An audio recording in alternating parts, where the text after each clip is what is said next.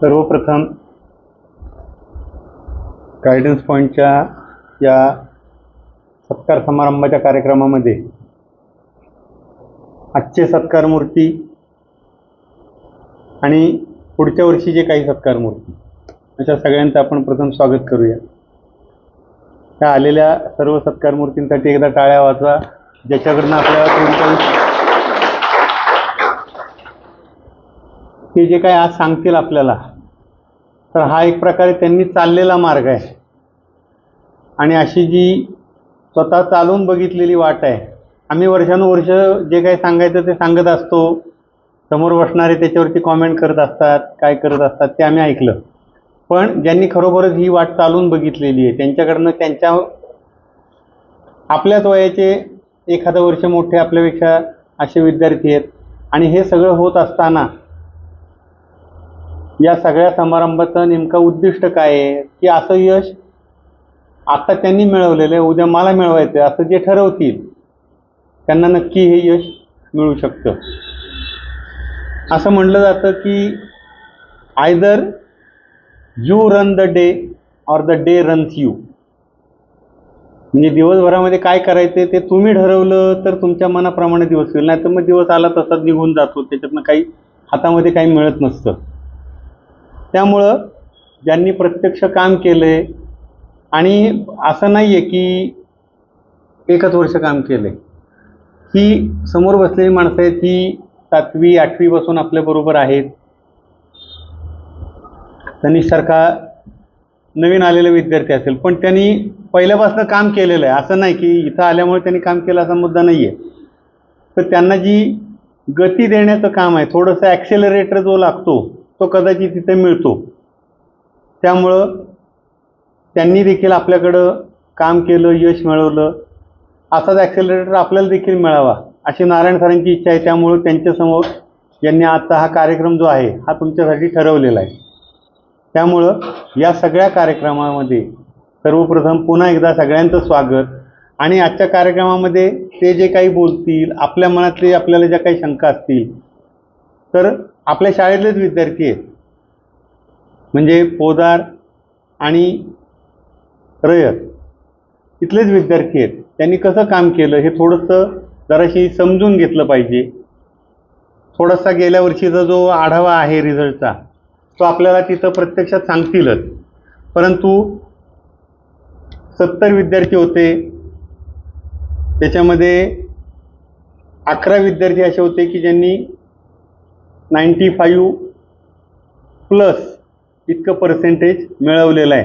95+ percentage हे एवढ्या विद्यार्थ्यांनी मिळवणं ही आता एक इथं पडून गेलेली परंपरा आहे। त्यामुळे याच्यापेक्षा जास्त विद्यार्थी आपण आपल्यापैकी आपण जर ठरवलं की नाही आम्ही पण हे करू शकतो, तर हे आपण करू शकतो, ही गोष्ट त्यांनी लक्षात ठेवली पाहिजे।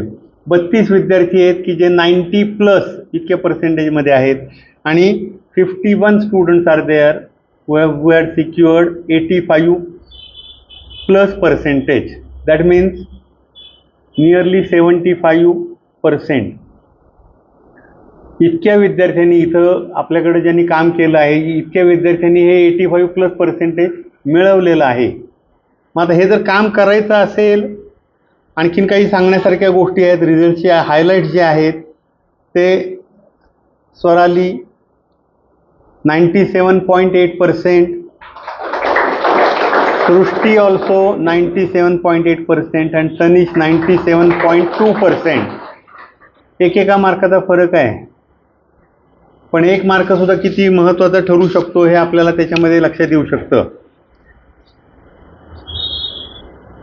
एक गोष्ट आपल्याला सांगितली जाते की कड़ी से कड़ी जुड़ जाए तो जंजीर बनती है और मेहनत पे मेहनत करते जाओ तो तकदीर बनती है। ज्यांनी हे काम केलंय अशा सर्व विद्यार्थ्यांसाठी आणि ज्यांना हे काम करायचं आहे अशा सर्व विद्यार्थ्यांसाठी पुन्हा भविष्यकाळामध्ये आपल्याला अजूनही 1 वर्ष आहे आपल्याकडं, आत्तापासून आपला गोल सेट करा की मी एवढं काम करीन। गोल सेट केला की नुसतं काम होत नाही। भक्ती मार्ग वेगळा आहे की रामनामाचं हे केलं तर रामनामाचा मंत्र सिद्ध होतो 13 कोटी हे केल्यानंतर, पण तसं अभ्यासाचं नाही. अभ्यास हा मला रोजच्या रोज थोडा थोडा टप्प्याटप्प्याने आणि पुढे गेल्यानंतर माझं कोणती गोष्ट राहिली आहे त्याकडं लक्ष देऊन काम करावं लागतं. आणि असं काम केलं तर 100% यश मिळणार हे या विद्यार्थ्यांनी सिद्ध केलेलं आहे.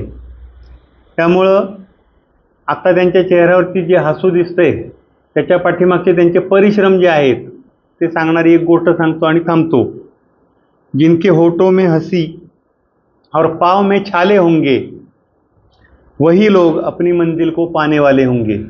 त्यामुळं या सगळ्या गोष्टी आपण जर नीट लक्षात ठेवल्या तरच आपल्याला म्हणजे आपलं जो ड्रीम आहे, आपल्याला जे काम करायचं आहे ते मिळण्यासाठी म्हणून जे काही आवश्यक म्हणजे आपल्याला रॉकेटला जेव्हा गती मिळती आपल्याला शिकायला मिळेल नंतर फिजिक्समध्ये पण हे, तर ती गती त्याचा प्रवास जो असतो तो फक्त वातावरणाच्या बाहेर पडेपर्यंत म्हणजे ॲटमॉस्फिअरच्या बाहेर पडेपर्यंतच त्याला जी गती लागते तेवढी गती लागते. एकदा ते त्यानं पार केलं की वरती त्याला फार गती द्यावी लागत नाही वेगळी, ते आपोआप त्याच्या म्हणजे इनर्शियाच्या ह्याने ते चालत राहतं. त्यामुळे पहिलीच गती जरा थोडीशी चांगला जर्क मिळाला तर आपल्याला देखील हे चांगलं काम नक्की करता येईल हे आपण लक्षात ठेवूया. पुन्हा एकदा आपण सगळेजण या ठिकाणी जे आलेले विद्यार्थी आहेत त्यांचं पुन्हा एकदा स्वागत करतो, सत्कार मूर्तींचं पुन्हा स्वागत करतो आणि या पुढचा कार्यक्रम शैलेश सर सांगतील त्याप्रमाणे चालू. पहिल्यांदा नारायण सरांना रिक्वेस्ट करतो की पहिल्यांदा स्वराली बोला, हिचा त्यांनी सत्कार करावा.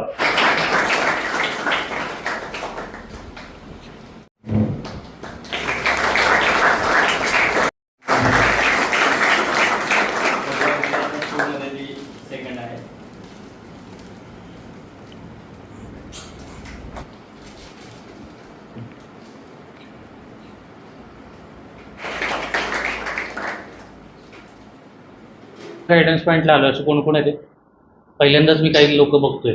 ठीक आहे, वेलकम. आणि मी आधीपासून आहे असं कोण कोण आहे? ग्रेट, ठीक ठीक ठीक.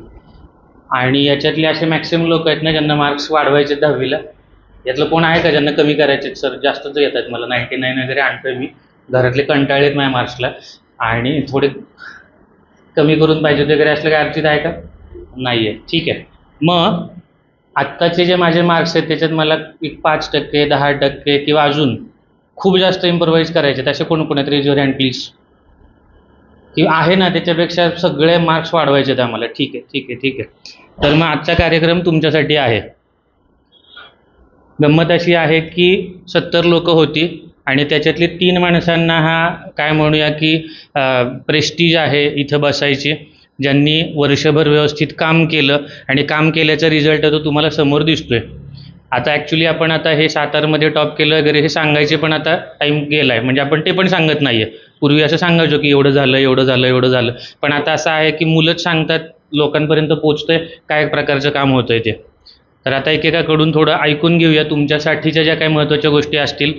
तर मी 1 बाय 1 स्वरालीला सांगतो की स्वरालीनं तिचं जरा मनोगत व्यक्त करावं, कसं काम केलं, 1 वर्षभराचा अनुभव कसा होता. आणि सगळे लोक 1 वर्ष एक्झॅक्ट पाठीमागेत, म्हणजे जर त्यांनी मिळून ठरवलं काही गोष्टी डोक्यात घेतल्या आणि त्यानंतर वर्कआउट केलं तर कदाचित पुढच्या वर्षी याच्यातले मॅक्सिमम लोक इकडे आलेले असतील. स्वरालीपासून सुरुवात करूया. तनिषचा आधीच डिस्क्लेमर हे करतो, त्याची ट्रीटमेंट चालू आहे त्याच्यामुळे तो साईन लँग्वेजमध्ये जेवढं जमेल तेवढं तो बोलणार आहे. बोलायचं नाही त्याला आठवडाभर. ठीक आहे, तर स्वरालीपासून सुरुवात करू. यशामध्ये गायडन्स पॉईंटचा खरंच खूप मोठा वाटा आहे आणि त्यासाठी सर्वांना थँक्यू. आता गायडन्स पॉईंट तर तुमच्याकडनं सगळं करूनच घेणार आहे, पण तुम्हाला काय करायचं हे मी सांगते. पहिला मी सांगेन मॅथ्सची गोष्ट. मॅथ्समध्ये काय तुम्हाला करायचं असेल तर प्रॅक्टिस आणि प्रॅक्टिस आणि प्रॅक्टिस. जेवढे क्वेश्चन्स, जेवढ्या टाईपचे क्वेश्चन्स तुम्हाला सोडवता येतील तेवढे तुम्ही सोडवायचे आहेत. आता तुम्हाला थोड्या दिवसात ट्रिग्नोमेट्री सुरू होईलच. तुम्हाला वाटेल हे काय नवीन आलंय, पहिला वाटतं थोडं अवघड आहे, पण जेवढी तुम्ही प्रॅक्टिस कराल तेवढं ते सोपं होत जातं. म्हणून त्याचं काही स्ट्रेस घ्यायचं नाही. आणि 10वी आहे म्हणून मी खेळणं सोडतो, माझं हॉबीज सोडतो असं तर अजिबात करायचं नाही आहे. हॉबीजसाठी तुम्ही टाईम काढून ठेवा. 2 तास तरी तुमच्या हॉबीजसाठी पाहिजेतच.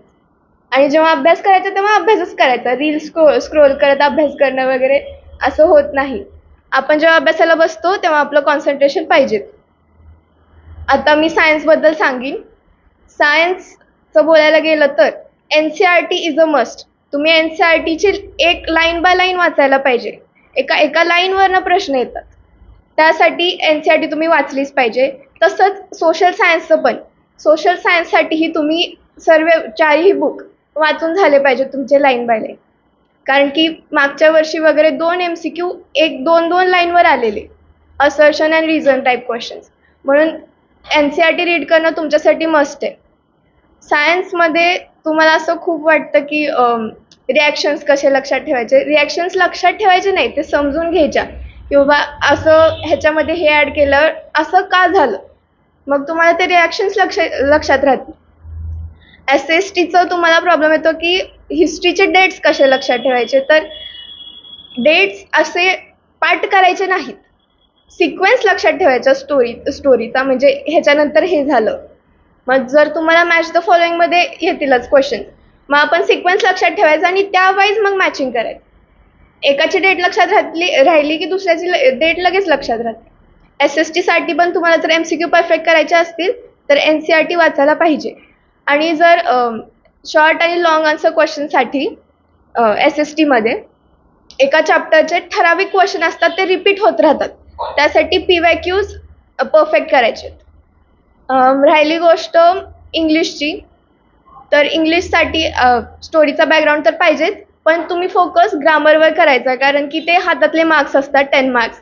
ॲनालिटिकल पॅरेग्राफ वगैरे. ॲनालिटिकल पॅरेग्राफचा फॉर्मॅट आणि लेटरचा फॉर्मॅट तो लक्षात ठेवा. तो फॉर्मॅट परफेक्ट केला की मग काम होऊन जातं.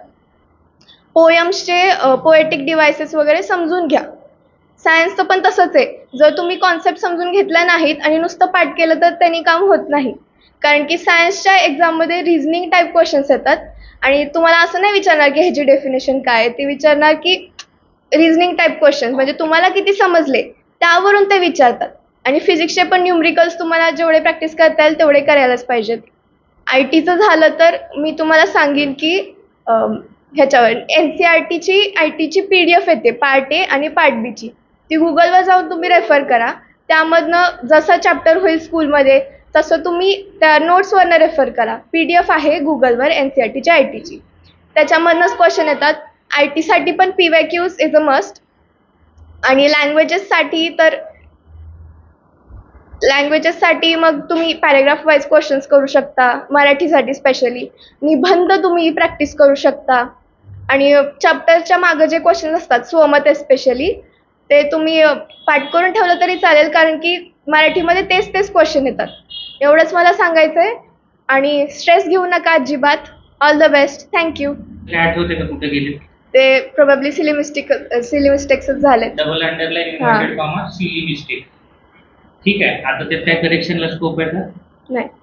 शुअर? शुअर. म्हणजे आता बदलणार नाहीत. आम्ही एक्सपेक्ट करत होतो की स्वराली 100 out of 100 आणेल. तिनं ओव्हरऑल परफॉर्मन्स केला. कोणाला जर पेपर बघायचे असतील, चांगले पेपर कसे असतात, तर तिथे एकदा पेपर बघा. म्हणजे व्यवस्थित लिहिलेलं. स्पेशली मुली पेपर लिहितात चांगले. मुलांच्या बद्दलच आपण बोलूया की आम्ही जसं मूड असतो तसा बनवतो पेपर, पण तसं करून होणार नाहीये. सायन्सला 98. ठीक आहे. आणि SST 98 आउट ऑफ पण आहेत कशात तरी.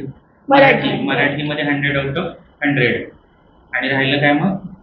IT आणि इंग्लिशमध्ये 92 आहेत. 92 आहे. ठीक आहे. तर ओव्हरऑल स्कोर बघितला तर 1-2 मार्क असावाला विषय होऊन जातोय.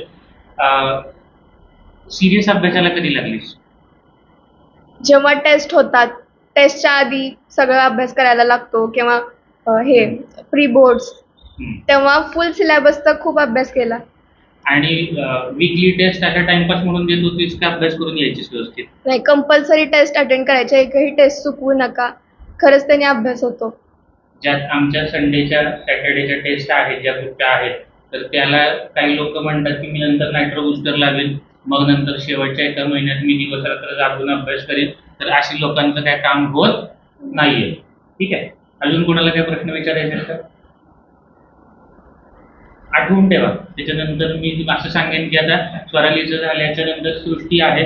सृष्टी मेजर फाउंडेशनला काम करत होती. पोदारमध्ये आहे ती, पोदार स्कूलमध्ये. आणि तिचं पण साधारण मार्क्स आणि बाकी आपण परत बघू. सृष्टीला थँक्यू. आत्ता जे सगळं स्वरालीनी सांगितलं ते सगळं तेच सांगायचं असतं, पण मी त्याच्यात काय ॲड करायचं असेल तर ते प्रयत्न करेन. आता जो प्रॉब्लेम सगळे स्टुडंट्स फेस करतात तो असतो मेंटल प्रेशर, आणि त्याच्यासोबत डील कसं करायचं हे बऱ्याच लोकांना जमत नाही. मग मी तुम्हाला हे सजेस्ट करेन की तुम्ही फक्त अभ्यास सोडून इतर गोष्टींमध्ये पण वेळ घालवू शकता. जसं की सपोज तुम्हाला ड्रॉइंग आवडत असेल, नाच आवडत असेल, तर असं नाही की तुम्ही एकाच दिवसात खूप अभ्यास करून मग नंतर तुम्ही म्हणजे एका दिवसात खूप अभ्यास आणि नंतर टाइमपासच करतायत. रोज थोडा थोडा अभ्यास केला तरी तो खूप असतो. काही सब्जेक्ट असे असतात जे आपल्याला मुळातच आवडतच नाहीत. माझ्या ह्याच्यात तसा सब्जेक्ट म्हणजे SST होता. मला SST अजिबात नाही आवडायचं, आणि 9th मध्ये असताना माझं ओव्हरऑल पर्सेंटेज SST मध्ये खूपच खाली आलं होतं. मग मला एक कळालं की 10वीत आपल्याला चांगले मार्क पाहिजे असतील तर सगळ्या सब्जेक्ट्सचा सेम अभ्यास करायला लागेल, कमी जास्त करून उपयोग नाही. म्हणून मी सुरुवातीपासूनच जे सब्जेक्ट्स आवडत नाहीत त्याचा अभ्यास जास्त करू लागले, आणि टीचर्स पण आपले चांगलेच होते, त्यांनी आवड निर्माण करूनच दिली त्या सब्जेक्ट्समध्ये, आणि म्हणूनच असं आवड निर्माण झाल्यामुळेच SST मध्ये पण मला आवडत नसून पण तो सब्जेक्ट असा आवडायला लागला. आणि जो प्रॉब्लेम मोस्टली होतो, जसं स्वराली बोलली की तिने सिली मिस्टेक्स केल्या, तसे मी पण पेपरमध्ये खूप सिली मिस्टेक्स केलेल्या, आणि त्याच्यामुळे असं माझे मार्क जेवढे एक्सपेक्टेड होते त्याच्यापेक्षा थोडे कमी आले. आणि मी हे सांगेन की इंग्लिशला मी सुरुवातीपासूनच सिरियसली घेतलं नव्हतं, कोणीच घेत नाही, आणि त्यामुळे मला आता कळतं की इंग्लिशला सिरियसली घेतलं असतं तर अजून चांगला रिझल्ट आला असता. आम्हाला शाळेतले टीचर्स पण हेच सांगत आले होते की इंग्लिशला सिरियसली घ्या, पण इंग्लिशचा अभ्यास म्हणजे आपण पेपरच्या आधीच करतो, आणि त्यामुळे थोडासा इंग्लिशमध्ये कमी मार्क. आणि ह्या वेळेसपासून म्हणजे आमच्या बॅचपासून आम्ही असं CBSEनी पण नोटीस दिली होती की पेपर 60% ॲनालिटिकल असणार आहे. आधी 40% असायचा, पण त्यांनी आता पर्सेंटेज वाढवल्यामुळे ज्या रट्टा मारण्यासारख्या गोष्टी आहेत त्या कमी येतात. म्हणून जे पुस्तकांमध्ये दिलंय त्याच्यात ते असं पाठ करण्यापेक्षा जे लिहिलंय ते समजून घेणे. काही गोष्टी जास्त पुस्तकाच्या बाहेरच्या असल्या तरी चालतील, पण ते आपल्याला पूर्ण समजलं पाहिजे की नक्की हे कशाबद्दल आहे, आपण काय शिकतोय. इंग्लिशचं पेपर आपण असं बघतो की इंग्लिशमध्ये काही काही पोएम असतात ज्या फक्त 4 ओळींच्या आहेत. आपल्याला असं वाटतं ह्याच्याबद्दल जास्तीत जास्त काय लिहिणार, म्हणून त्याच्यासाठी आपण वेगळ्या वेगळ्या वेबसाईट्सवर जर समरी बघितली तर ते 2-2 पानाची पण समरी देतात आपल्याला. असं सगळीकडून इंग्लिशचं म्हणजे सगळीकडून असं थोडं थोडं समरी घेऊन आपण आपला आन्सर खूप चांगलं बनवू शकतो. जे ॲनालिटिकल पॅसेज वगैरे असतं त्याला शक्यतो मार्क्स नाही देत, ते प्रॅक्टिसमुळेच होतं. म्हणून all I would say is की आपल्याला रिव्हिजन आणि कन्सिस्टन्सी शिवाय दुसरा काहीही उपाय नाही आहे. एकदमच अभ्यास करून असं नाही होणार, म्हणून सुरुवातीपासूनच नीट अभ्यास केला तर खूप चांगले मार्क्स येतील. All the best. थँक्यू. 99. ठीक आहे. आणि त्यानंतर ती म्हणते की अजून थोडं वाढलं असतं तर गरीब बिचारे या लोकांना मग कळ यायची छाती की अजून किती आणणार, ठीक आहे ना. आणि SST 97. आणि तू आता म्हटलीस की आवड नव्हती आणि आवड निर्माण झाली, म्हणजे नेमकं काय झालं? आता असं असतं की आपल्याला जे टीचर शिकवतायत सब्जेक्ट त्यांच्यावरून पण असं आपल्याला सब्जेक्ट आवडायचा न आवडायचा सुरू होतो. पण मला जरी टीचर असे आवडत नसले तरी मला एक कळालं होतं की हे जे टीचर आवडत नाहीत ह्याच्यामुळे मी माझा 10वीचा रिझल्ट नाही हे करू शकत. जे काय होतं त्याच्यात ती फाउंडेशनला होती, टीचर आवडत नाही ते शाळेबद्दल जीपीचं आणि शाळेबद्दल पण असं नाही, करत असतात आपण जे काय घेतो त्या गोष्टी येतात. ठीक आहे. त्यामुळे मी 9th मध्ये मी जे अनुभव केला होता की माझा SST मध्ये मार्क कमी येत आहेत, आणि ते असं पण नाही की मला कळत नाही आहे, मी अभ्यासच नाही करायचे SSTचा, म्हणून मला घरातले पण खूप ओरडायचे. म्हणून मी 10th मध्ये सुरुवातीपासूनच बाकीचे सब्जेक्ट हो न हो SSTचा रोज अभ्यास करायचे. कारण आवड फॅब्रिकेट होती आणि मुळात गरज किती त्याच्यावरती होती. जर तुम्हाला पूर्ण रिझल्ट व्यवस्थित आणायचा, 10वीत होता त्यावेळी तो आला होता आणि मोस्टली क्लासमध्ये शांत बसून जे काय फक्त ऐकत असतात ना लोक, त्याच्यामधला येतो. महिनाभराच्या नंतर तुम्हाला कळतं की हा आहे क्लासमध्ये, टेस्ट येतात, बाकीच्यावाल्या गोष्टी येतात, मग नंतर कळतं की अरे आउट ऑफ मार्क्स घेऊन कोणीतरी येतं. काही लोक इंटरॅक्ट करतात टीचरच्या सोबत, त्याचं इंटरॅक्शन एकदम सायलेंट मोडवरती चालतं आणि मग इव्हेंच्युअली तुम्हाला कळतं की अरे ह्या चुकतच नाही आहे. म्हणजे मी जसं मागाशी म्हटलं, स्वरालीचे पेपर आम्ही नंतर बघायचो की अजून काय चुकलं आहे का, तिथं व्यवस्थित इतका लिहिलेला असतो ना पेपर, चुका पण हायलाईट होतात. आणि इव्हेंच्युअली मग असं झालं की 2-3 महिन्याच्या नंतर याला आपल्याला आणखी जास्त मोटिवेट करता येऊ शकतं का, याच्यावरती काम करता येऊ शकतं का, असं स्वतःहून वाटायला लागतं शिक्षकांना. एक साधी गोष्ट सांगतो तुम्हाला, शिक्षकांना पण वाटत असतं की या 10 लोकांचं, या 15 लोकांचं, सगळ्यांबद्दलच मत असतं, पण मेहनत करणाऱ्यांबद्दल जरा जास्त असतं. तर त्यामुळं तो मेहनत भयंकर करतो. आजचा दिवस त्याचा डे आहे की ज्याच्यामुळे त्याला बोलता येत नाही आहे. पण मॅथ्समध्ये असं झालं होतं की आउट ऑफ स्कोर आणेल, सायन्समध्ये पण अंडरस्टँडिंग चांगलं होतं आणि इव्हेंच्युअली जसा प्लॅन केला त्याच्या हिशोबानेच त्याचा रिझल्ट आलेला आहे. हे दोघं जण आता नीटच्यासाठी प्रिपेअर करतायत, इथंच आहेत. स्वराली आहे, तिचं JEE किंवा अजून दुसऱ्या पॅरलल गोष्टी आहेत तर ती दुसरीकडच्या अकॅडमीमध्ये काम करते. पण मुद्दा हा असतो की ही मुलं खूप जास्त इमोशनली कनेक्टेड आहेत सगळ्या सिस्टमसोबत. आणि यातल्या एकानं पण टेस्ट बुडवल्या नव्हत्या. तुमच्यासाठी जे काय महत्त्वाचं आहे ते टेस्ट रेग्युलर दिल्या तरच काम योग्य होतं आहे. सर इव्हेंच्युअली सांगतच असतील तुम्हाला, मॅडम पण सांगत असतील दर आठवड्याला काय करायचं आहे. तर त्याच्यामुळं नंतर मी गडबड करेन, मागाचाच तो थॉट आहे, नंतर गडबड करून कामं होणार नाही आहेत. ठीक आहे. तर त्यामुळं स्कोर त्यानं चांगला आणलेलाच आहे आणि शांत बसून जे काय काम होऊ शकतं ते तो करतोय. मला वाटतं 3 जणांनी त्यांच्या साईडनं जे सांगायचं आहे ते सांगितलं. 1-2 माणसांना जेन्युइन डाऊट असतील तर विचारायला हरकत नाही, कन्व्हर्सेशन आणखी जास्त चांगलं पुढं जातं. स्कूलवरनं येत होते 2 वाजता वगैरे, स्टडी करायचं. व्यवस्थित सांग, म्हणजे सकाळी 8, 9, 9:30, 10 किती वाजता उठायची? स्कूल तर 7 वाजताच होती, हां. म्हणून सकाळी काय अभ्यास मी करायचे नाही. सकाळी उठून स्कूलला जायचं, स्कूलमध्ये आपलं रेग्युलर वगैरे, मग 2 वाजता यायचे, आवरायचे पटकन, काय म्हणजे होमवर्क वगैरे असेल किरकोळ ते करायचे, क्लासला यायचे. क्लासला मग 6 वाजता जाऊन मी गिटारचा क्लास लावलेला, कधी कधी भरतनाट्यमचा पण क्लास होता. मग मला 7 वाजायचे. मग रात्री मी 10 वाजेपर्यंत वगैरे मी अभ्यास करायचे, पण मन लावून अभ्यास करायचे की बाबा यूट्यूब बघत वगैरे असं नाही, जे करायचं ते कॉन्सन्ट्रेशन. मग एवढ्यात 2-3 तास पण खूप झाला जर तुम्ही कॉन्सन्ट्रेशननी तेवढाच अभ्यास करत असाल तर. माझं पण साधारणतः असंच होतं. मी सकाळी स्कूलला जायचे, स्कूलमधून घरी आल्यावर काही थोडाफार होमवर्क असेल तो, आणि मला ड्रॉइंग आवडतं म्हणून मी असं बोर झालं की ड्रॉइंग वगैरे करायचे. आणि अभ्यासाचं असं काय टाईम टेबल नव्हतं. मी जे टॉपिक्स आज कव्हर करायचे ते लिहायचे. म्हणजे असं काही लोक टाईम टेबल बनवतात की हा टॉपिक ह्या 7 वाजेपासून 9 वाजेपर्यंत करणार, ते नाही होत आणि कंप्लीट करायच्या नादात आपली गडबड होऊन जाते. म्हणून जे टॉपिक्स कंप्लीट करायचे ते मी लिहून काढायचे आणि नाही झाले सपोज तर दुसऱ्या दिवशीचं टाइम टेबल पुढे न ढकलता दुसऱ्या दिवशीचं आधी कंप्लीट करून जे आधीचं राहिलंय ते सगळ्यात शेवटी करायचं. नाहीतर मग पूर्णच टाइम टेबल हॅम्पर होऊन जातं आणि एकदा हॅम्पर झालं की मग आपण रोजच नवीन टाइम टेबल बनवायला लागतो. आणि मेन गोष्ट म्हणजे अभ्यास खूप करण्यापेक्षा थोडा कमी करून जो करताय ते नीट करायचा. म्हणजे 5 तास अभ्यास करण्यापेक्षा 2 तासात जे करताय असा अभ्यास केला पाहिजे की त्याच्यात 2 पानं जरी वाचले तरी त्याच्यातून काहीही विचारलं तरी ते यायलाच पाहिजे. पण ते फॉलो नाही झालं. तुझ्याकडे काय टाइम टेबल बनवलं होतं? नाही.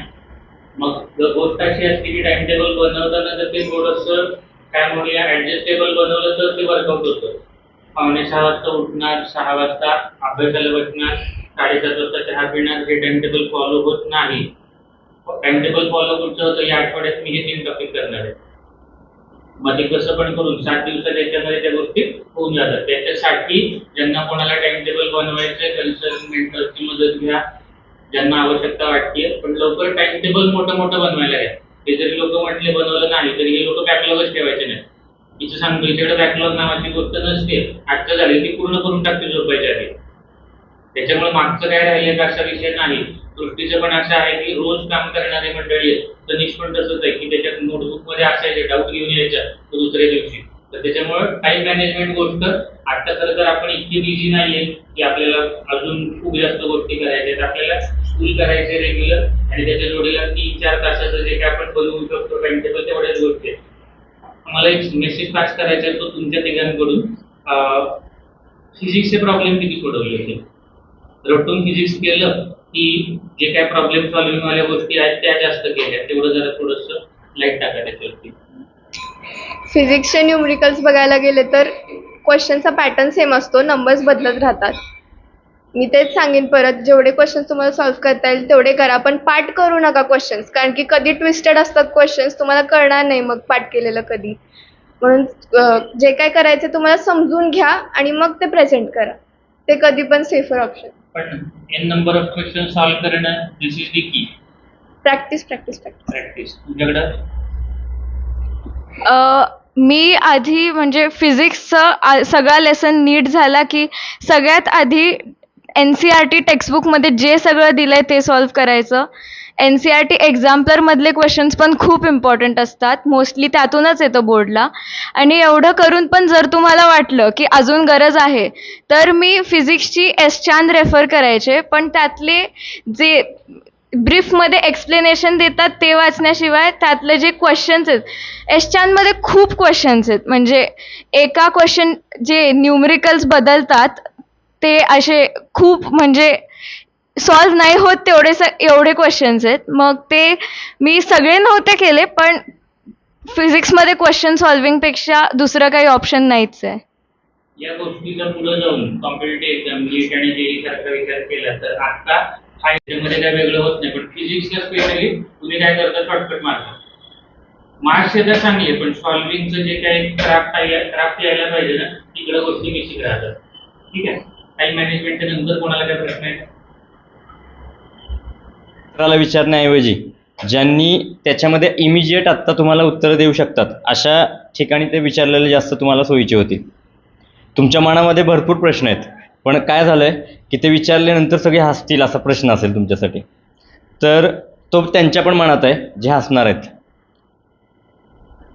अगोदर यांच्याही डोक्यामध्ये तसे प्रश्न होते, पण ते पुढच्या लोकांनी उत्तर दिल्यामुळं सुटले पण असतील.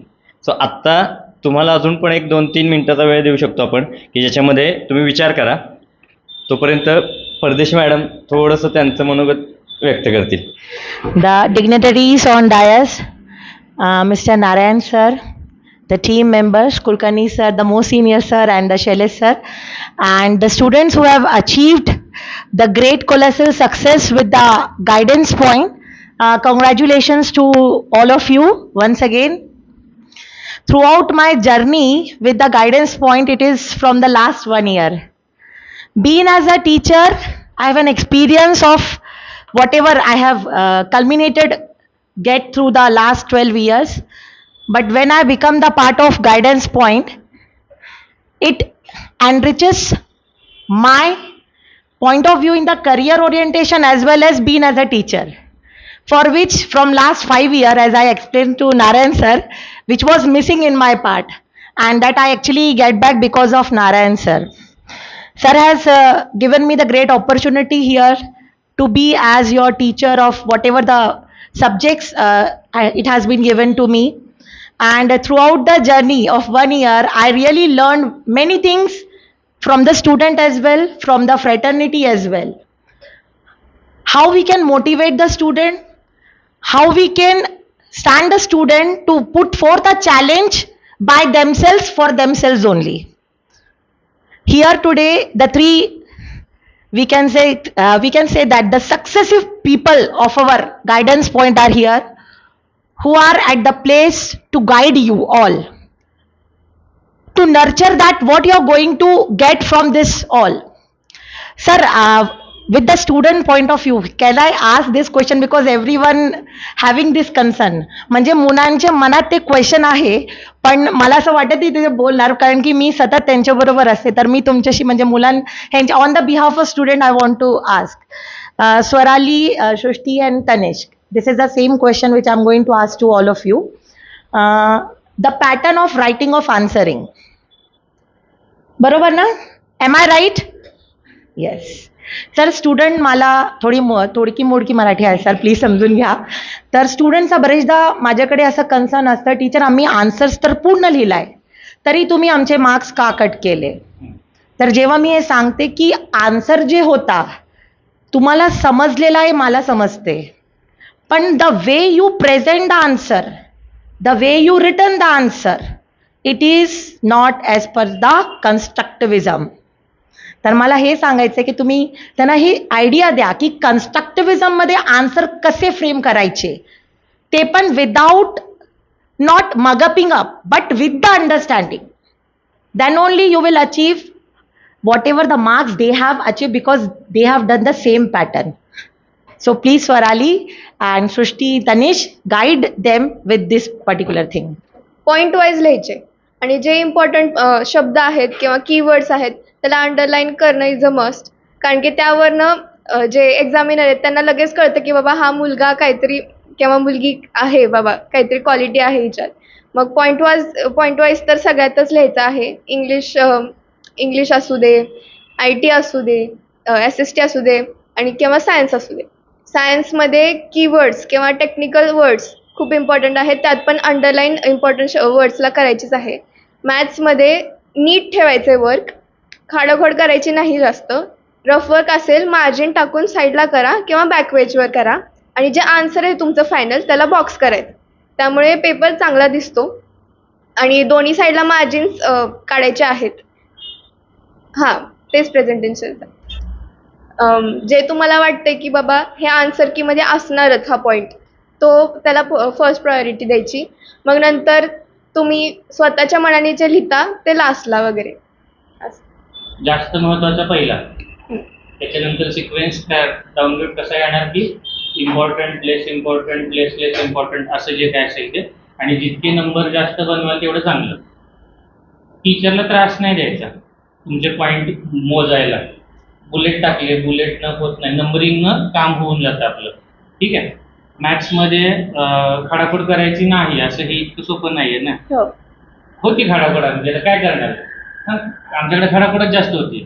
पण एक स्लाइट लाईन मारून तेवढं काम होतं. एकच लाईन ड्रॉ करायची. आणि हे तू शेवटच्या महिन्यात केलं असेल ना, काय आधीपासून प्रॅक्टिस ठेवलं होतं? नीटनेस होतं आधीपासून जर केला, आताच्या प्रत्येक टेस्टला तेवढा इम्पॉर्टन्स दिलं तर ते प्रॅक्टिसमध्ये येतं आणि नंतर तुमचा पेपर स्पाईनवरनं जातो. ब्रेन बनवत नाही पेपर, इतकं करून झालेलं असतं. नंतर तुमच्या टेस्ट सिरीज किती झाल्या होत्या फुल पोर्शन? 10 पेपर होते प्रत्येक सब्जेक्टचे, मॅथ्स, सायन्स आणि SST. आणि चेक करून परत हे चुकलं, हे बरोबर आले, असं सगळ्या गोष्टी सांगितल्या होत्या. ठीक आहे. या सब्जेक्ट्समध्ये आन्सर पॉईंट्समध्येच लिहायला पाहिजे. इंग्लिशच असा एक सब्जेक्ट आहे ज्याच्यात पॉईंट वाईज आन्सर नाही चालत. पण आपण जे इवन दो आपण रट्टा नाही मारलाय, आपण नुसतं समजून घेतोय, तरी काही शब्द असतात जे आन्सरमध्ये यायलाच पाहिजेत. आणि ते कळायला थोडा वेळ लागतो की मी जर ह्या क्वेश्चनचा आन्सर लिहितेय तर ते प्रॅक्टिसनी होऊन जातं, पण की हे आन्सर पाहिजेच. परत स्कूलमध्ये किंवा जसं रेग्युलरला जे टेस्ट असतात तेव्हा टीचर्स पण आपल्याला सांगतातच की ह्या आन्सरमध्ये हा पॉईंट नव्हता. आणि जरी तुमचे मार्क असे कमी आले टेस्टमध्ये तरी काही लोकांना असं हे असतं की मला मुद्दाम कमी मार्क दिलेत. तर टीचर्सला पण काय असं तुमचे मार्क कट करायला त्यांना पण काहीतरी रिझन पाहिजे, जसं उगाचच नाहीच कापणार ते. म्हणून ते टीचर्स जे सांगतायत ते नीट समजून घ्यायचं आणि पुढच्या टेस्टला सुधारणा केली की जे टीचर सांगतायत तेच आपण जर फॉलो केलं तर आन्सर कसं लिहायचं तेही शेवटी नंतर प्रॅक्टिसनी कळूनच जातं.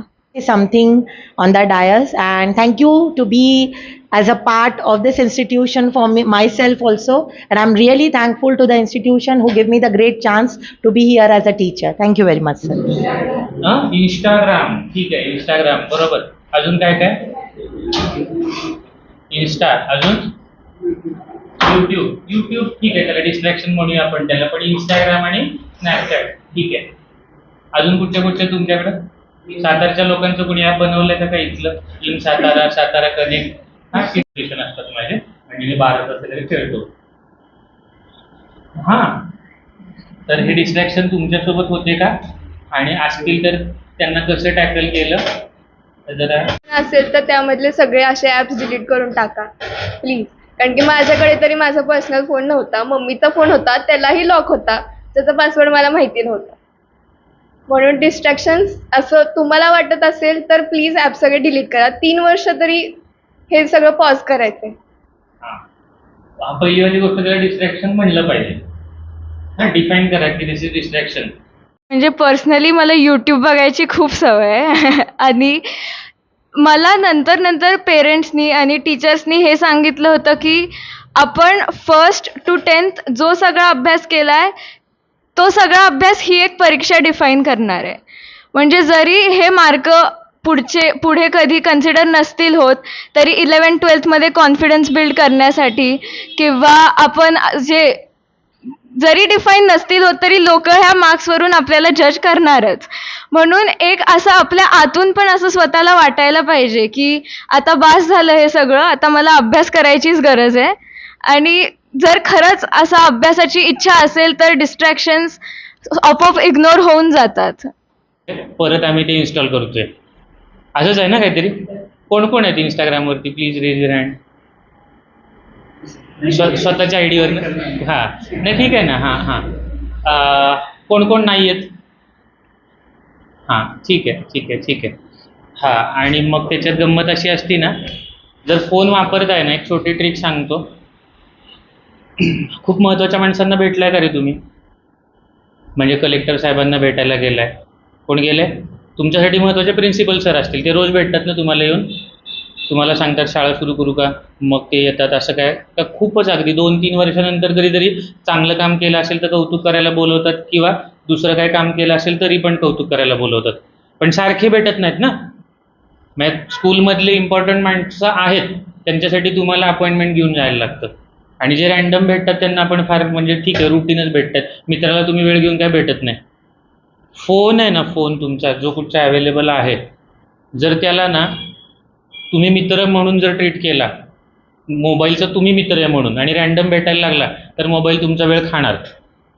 आणि जर तुम्ही स्वतःला थोडं जर महत्त्वाचं कन्सिडर करत असाल ना की मी कोणीतरी VIP माणूस आहे आणि फोननं जर मला भेटायचं आहे ना तर फोननं माझी अपॉइंटमेंट घ्यावी. त्यातलं कुठची गोष्ट बरी आहे?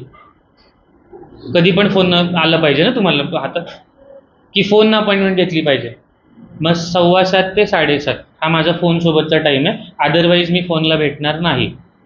हे जर डोक्यात आणलं, स्वतःला जरा किंमत वाढवली जी आहे ॲक्च्युली, जी विसरायला होती.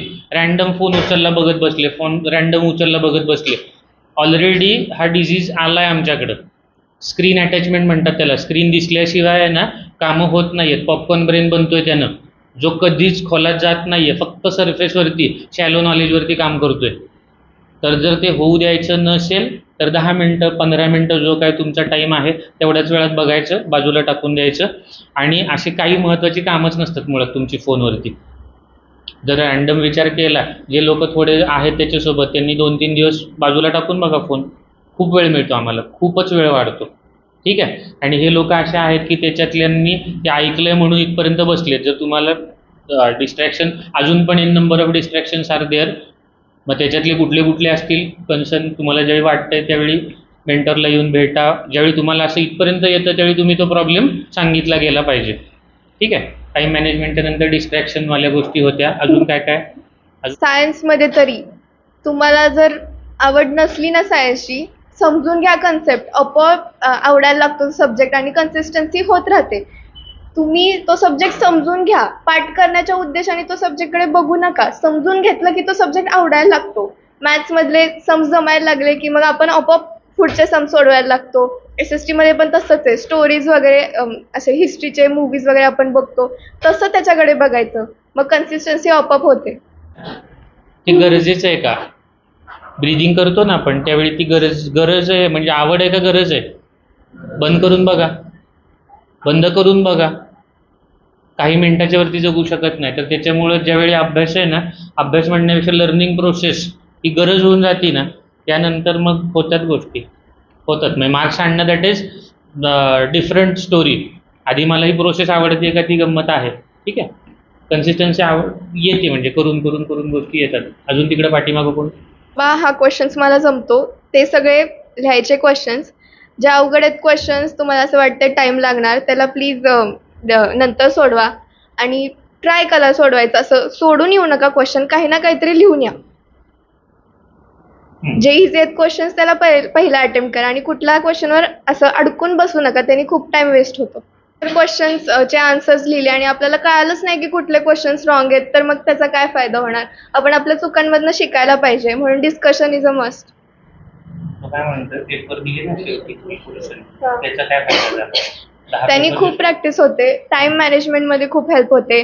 तुम्हाला फॉर्मॅट कळतो कसा लिहायचा पेपर, टाइम मॅनेजमेंट वगैरे, ह्या सेक्शनला एवढ्या मिनिट्स वगैरे, आणि मार्जिन्स वगैरे काढून प्रेझेंटेशन वगैरे पण छान होतं आपलं. हायपोथेटिकल प्रश्न आहे की 10 पेपर दिले नसतेस तर तू स्वतःला कुठं बघतीस?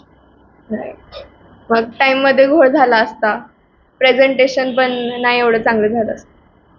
पेपरमुळे आपला रायटिंगचा स्पीड वाढतो, आपल्याला चुका कळतात आणि मेन म्हणजे आपल्याला कळतं की कोणत्या लेसनमधल्या कोणत्या गोष्टीला जास्त इम्पॉर्टन्स द्यायचा आहे, कारण की आपण ते प्रश्न रिपीट होताना बघत असतो. म्हणून पेपर सॉल्विंग ही म्हणजे मेन रोल पण प्ले करतं चांगल्या मार्क्ससाठी, आणि त्यासोबतच रिव्हिजन करणं पण खूप मस्ट आहे. आणि ते जर नाही आलं तर नॉलेज काय मोठी सगळ्यांकडे आहे, गोष्ट सगळे सांगायला बसलेत, पण ते जे प्रॉपरली कसं लिहायचं, त्या वेळेत कसं लिहायचं, त्याच्यासाठी तुम्हाला परत परत परत परत त्या लूपमध्ये जाऊन प्रॅक्टिसच करायला लागणार आहे.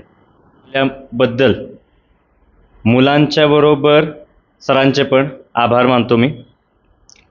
या कार्यक्रमाला इथपर्यंत पोहोचवण्यासाठी म्हणून ज्यांनी काम केलं त्यासाठी परदेशी madam, Sachin sir, Narayan sir पण आहेत, आणि ओव्हरऑल आपली गायडन्स पॉईंट टीम यांचं पण मी खरं तर आभार मानतो, कारण की त्याशिवाय हे इथं आपण असं एकमेकांच्या बरोबर डिस्कस नसतं केलं. या मुलांच्या मेहनतीच्या मागं त्यांच्या पॅरेंट्सचा पण तेवढाच रोल आहे की जिथं ते उभे आहेत, त्यामुळं त्यांच्यासाठीही. आणि ओव्हरऑल या सगळ्या कार्यक्रमात तुम्ही शांततेत इन्व्हॉल्व होऊन जो काही रिस्पॉन्स दिला, खरं तर थोडासा तो कमी होता असं आम्हाला वाटतं, कारण की तो तुमच्यासाठी होता आणि ज्याच्यामधून तुम्ही जास्त आणखीन काहीतरी एक्स्ट्रॅक्ट करू शकत होता. ठीक आहे, मे बी असं पण होऊ शकेल की आम्ही इथून बाहेर गेल्यानंतर तुम्ही प्रश्न विचाराल, आणि तेही अपेक्षित आहे. सो त्या सगळ्यासाठी तुमचंही आभार, आणि हा कार्यक्रम संपला असं मी डिक्लेअर करतो.